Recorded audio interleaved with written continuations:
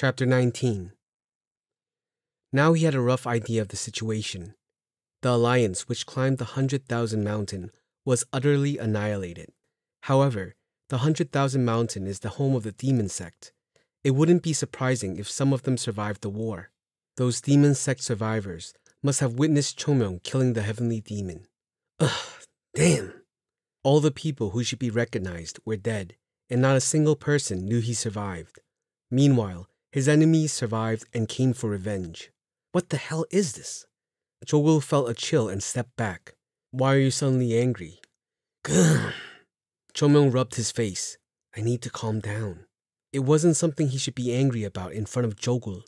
So those bastards stormed in and wiped out Mount Hua? I don't think the damage was that great. They also spent a lot of energy getting here, since they came through a difficult path. Quite a few of the buildings burned down, and many of our martial arts were lost in the process. It was understandable. No matter how poorly this place was maintained, it wouldn't have fallen to this degree without something like that happening. Martial arts can still be learned without a teacher to guide you. Even if you must walk through hell to succeed, it's 100 times better than nothing. On the other hand, if even the martial arts were lost, it explains how Mount Hua could collapse so quickly. That explains it, but it could be clearly explained. But why is it so heartbreaking? Okay, I get it. Chung Myeong stood up from his seat. Where are you going? A walk. I need to clear my head for a moment. Sasuk will come to check on us soon. We may end up being scolded. Right. Thanks for letting me know. Jogul, looking at Chung Myeong as he left, shook his head, unable to understand. He sure is a strange guy. Crazy! A fire was raging within his body, contrasting wildly against his facial expression, which exuded a chill that seemed to freeze one's soul.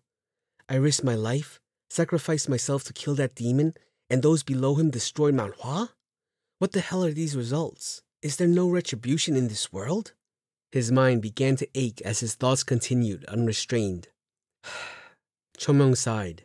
Now he couldn't even get angry at the pathetic state of the elders in the sect. After all, it was clear why this happened. I don't get it. What kind of loyalty did those people have? If their heavenly demon was killed, they should have just lived cowering in seclusion. Instead, they rushed straight for revenge? If the journey to Mount Hua hadn't been so arduous, it might have been destroyed all the way to the roots. Should I call us fortunate, or were we unlucky? Only a few things were damaged. Still, sitting alone on the rooftop and watching the sun fall as the night approached helped soothe his mind. I guess that's just how the world is. The real reason Chung Myeong was distraught wasn't because of what occurred to Mount Hua. He was angry because his successors had to pay for the price for his actions. If Chung Myeong had lived after killing the heavenly demon, he could have stopped it, but he died, and the young disciples, who knew nothing, had to face the hellish aftermath. As a result, Mount Hua ended up like this. What can I do? No one could criticize Chung Myeong. It could be said that a disaster befell the sect because he killed the heavenly demon. But if he didn't kill him, then the entire sect would have ceased to exist. Chung Myeong didn't have a choice. Even if asked to relive that moment, Chung Myeong would still not hesitate to sever the heavenly demon's head. But it feels unpleasant. Chung Myeong took a deep breath. Well, the past is the past. If it's broken, then we can just rebuild it. Whether or not he's responsible, doesn't his goal remain the same? He must revive Mount Hua and regain the sect's former glory. Worrying won't change anything. What matters is getting results. It will be enough if he can make Mount Hua stronger than before. It might be impossible for others, but not for Chung Myeong. It will be a little difficult, though. No, there will be a lot of difficulties. It may be even more challenging than cutting off the head of the heavenly demon. I'm getting impatient. Impatience is poison to a task. There's a difference between moving quickly and trying to rush. Contemplate the job thoroughly and advance without rushing. All right, let's take it easy. First, let's figure out everything that's been lost. The best way would be simply to ask someone. Where is the sect leader? Come on out. Right. Sect leader is the right... Huh? Who said that? Chung Myeong's eyes went wide as he turned to see where the voice had come from. The main gate? There was a loud noise coming from the main gate. At this hour? The sun was setting. Why would visitors come at this time? Sect leader, get out here. Ah, right, the sect leader. Jangmun? Chung Myeong touched his ears with a blank expression. What did I just hear? Demanding the sect leader? What crazy bastard is saying that? Such insolence. How dare they assail the gates of Mount Hua and demand the sect leader? In the past, such actions would be inconceivable without enormous repercussions. Before he'd even finished speaking, a teeth-shattering fist would have met the man's face. These people outside didn't seem to be wary of Mount Hua's power at all. Thud, thud. A violent banging on the gate. At the same time, the gate, which was barely in shape, began to rattle and fracture. No, no, no. Whoosh. The front gate finally gave in and made a strange sound as it moved. The gate collapsed to the ground and shattered as dust and debris scattered the area. Chung Myeong stared blankly at the scene, clearly dazed. They broke the gate? The gate of Mount Hua? What was happening? Let's go in. Dozens of people smashed the gate and sprinted inside, all of whom ran towards the residence of the sect leader. It didn't seem like it was their first time doing it either. The other sect elders stormed out from their residences at the noise. Whoa, wait, you can't do this. But the opponents were relentless. Get out of my way right now. Move away. Tell him to come out. Sect leader. Huh? Did you just touch my body? Chung Myeong's eyes rolled back in shock. What was up with the situation?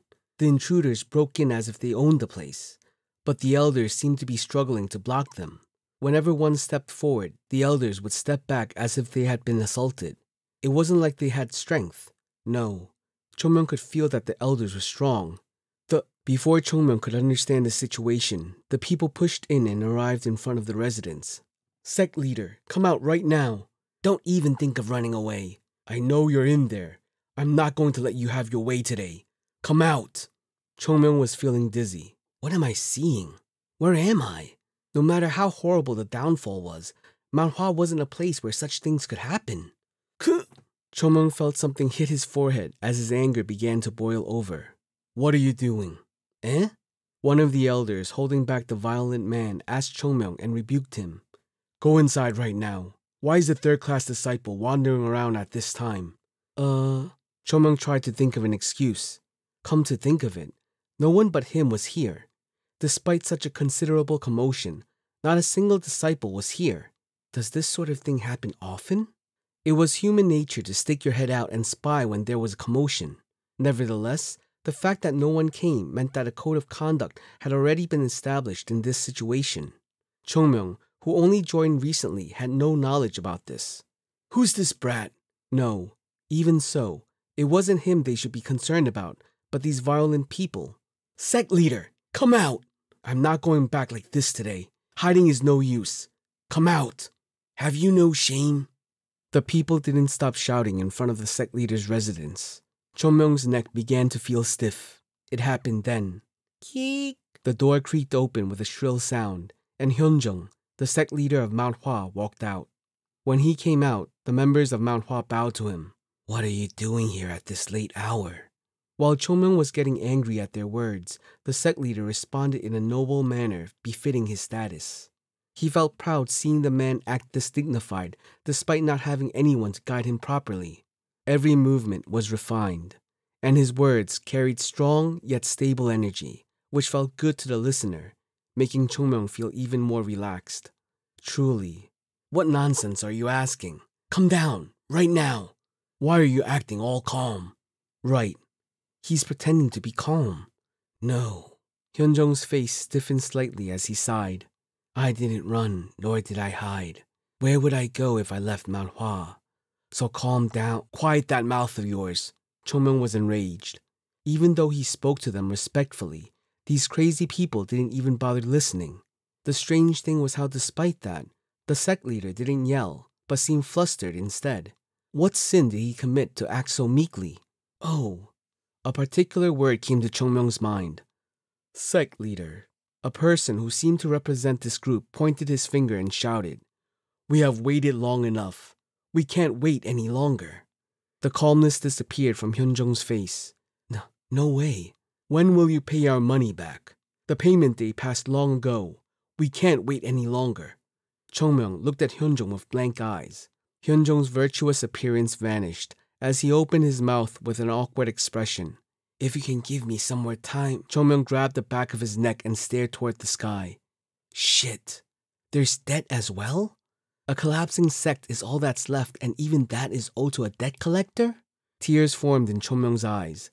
His mind was feeling as overcast as the cloudy night sky above. Really? Of all things? Oh, these crazy bastards.